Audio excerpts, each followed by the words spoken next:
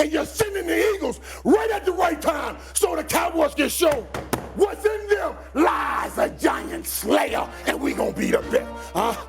We'll stop right here, man.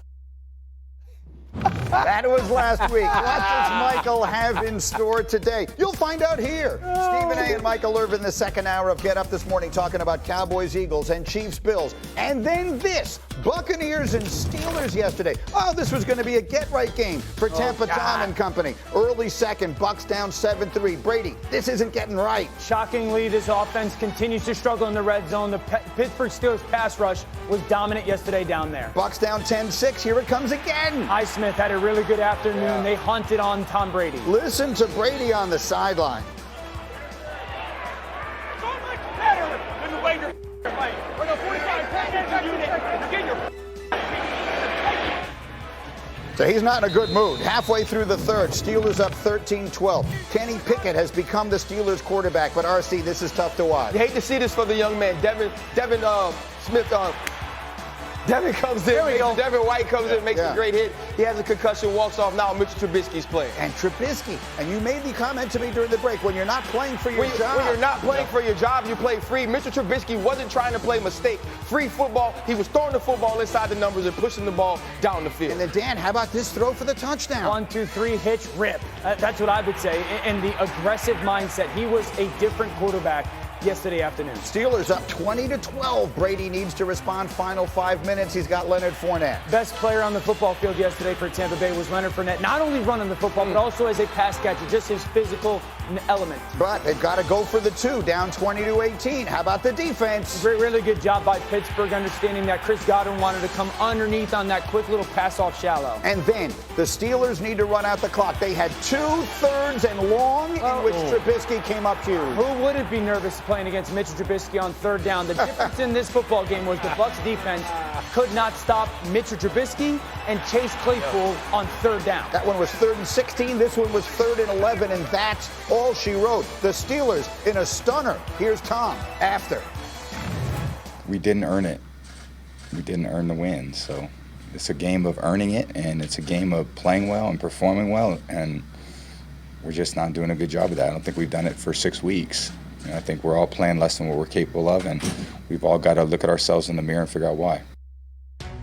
Now, I want to make it very clear what happened. Many of you may have seen Friday night that the Patriots owner, Robert Kraft, got married, and there were lots of pictures coming out of that wedding, including many that included Tom Brady.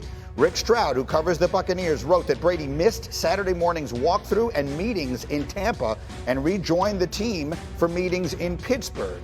Todd Bowles was asked about that after the game yesterday. He said it had no impact whatsoever on the game. That said, RC, it does seem uncharacteristic of Tom Brady to have done that. If we're going to sit on this set and consistently talk about how throughout Tom Brady's career, nothing has ever been more important than football, then we have to sit here today and say that's not the same anymore.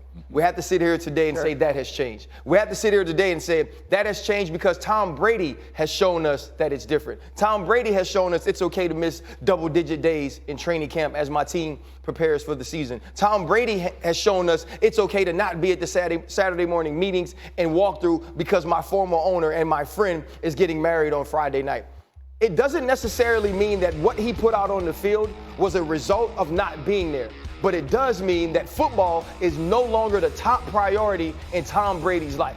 And for me, as an offensive lineman, when you dog cussing me and I'm trying to protect you, and I was there on Saturday morning, and I was there for those 11 days in training camp, and you're telling me that I'm getting my butt whipped, I'm saying, you know what? Maybe I'm not getting my butt whipped if I work with you those 11 days in training camp. Maybe we have something that we could have figured out in a Saturday morning walkthrough or a Saturday morning meeting that you weren't there to tell me so we could get tied in. Tom Brady is the GOAT. Tom Brady has earned everything that he could possibly earn for playing the position to what his teams have accomplished. But bottom line, Tom Brady is taking advantage of who Tom Brady is with a coach who's allowing him to be that, and it's hurting the Tampa Bay Buccaneers. Yeah, I mean, your point, Tom Brady's earned every single thing for sure he has, except the right to put yourself over the team. And to me, I don't care how great it is. This guy's been the greatest teammate ever. All right, sacrificed so much for his team. He's always done that, financially, everything. And yet this, not showing up. When I heard he never showed up to a practice in a meeting during the season, there's no way. Like, are you kidding me? And then for him to sit out, and I get it. He's trying to get the most out of his teammates, but look in the mirror, Tom. Like, this is, are you all in or are you not? And unfortunately, look, this team right here, they are horrendous when in the red zone. Absolutely horrendous. Dan, you mentioned it. That offense, they're 21st in the league in red zone scoring. When is the last time Tom Brady's ever done that? I got news for you. Never. Okay? They're always one of the best. All right? They're 30th in the league in red zone defense. This is a formula to get crushed. And how this team can still be in the playoff hunt is beside, just crazy. But Tom Brady, it starts with you. The truth is, Atlanta could have easily beat them last week if they don't get one of the worst calls you've ever seen in your entire life that cost them a chance to do it, and they're tied at the top of the division. Dan, how about Brady not being there and being at Kraft's wedding? I agree. Everything that Tom Brady has always notoriously been about, he has not been about this year. It goes back to training camp. We've also seen the tablet throwing, the tantrums on the sideline happen a little bit more, and that's been a part of his career in the past. That being said, that's not the reason they lost the football game yesterday. Yeah. I mean, the reason they lost the football game yesterday is because their defense couldn't get off the field on third down. And the reality is that the last 2 out of the last 3 games that we've watched this defense go play, they got 1,000 points scored on them versus the Kansas City Chiefs, and they couldn't stop Mitchell Trubisky yesterday. That is not a slight on Mitchell Trubisky. In the last 3 games, teams have converted 25 times against them. Yeah, but Dan, they gave up 20 points. Last week, the Buffalo Bills scored 1,000 points against the Steelers. In the first half. This week, they scored 18. Tampa Tom and that offense scored 18 points against the Steelers this week. That's not about their defense not getting off the field on third down. It absolutely is in the fourth quarter versus Trubisky. But why are they in that situation in the first place against a team that has looked awful all season long? Well, credit Pittsburgh. They did a much better job this week. There was also a ton of misses. I think they had 5 or 6 drops, Tampa Bay. 2 of them were for touchdowns. That ain't on Tom Brady. But the other part is this too, though. They start 3-10, and that was on Tom Brady. There weren't drops. There weren't drops in the first 10 passes that Tom Brady of the game, and he was 3 for 10 when this game starts. He was off. He wasn't necessarily sharp, and he did play his way into playing better. And I don't agree. I don't believe that him not being there is the reason that they lost, or him not being there is the reason that they played bad. But when you do play bad, and when you aren't winning, and you're doing those other things, it opens the doors for those things to be criticized, which we can never criticize Tom Brady on. Right. He is different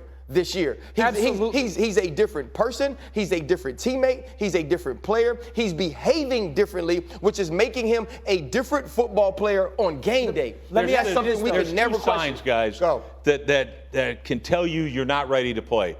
On defense, it's always tackling. If you don't tackle well, that tells me you're not ready to play. Okay. When you drop balls on offense, you're not ready to play. Right. This team drop balls, they're missing tackles, they're doing all that. To me, they weren't ready. Whether we can sit back and just brush it off, it's okay that your Hall of Fame quarterback missed a practice and a freaking meeting. You sound like a quarterback, like a rookie quarterback's got no clue. And I've been around one like that in a situation. This is not how you play. Tom Brady knows. He stands for leadership. Yeah. And this thing right here is, I'm sorry, but this is on Tom Brady. It's as simple as this. If Bill Belichick wasn't at this wedding, by the way, Bill Belichick was his coach, would Brady have been there Friday night? And would Brady would even wanted to go 5 years ago?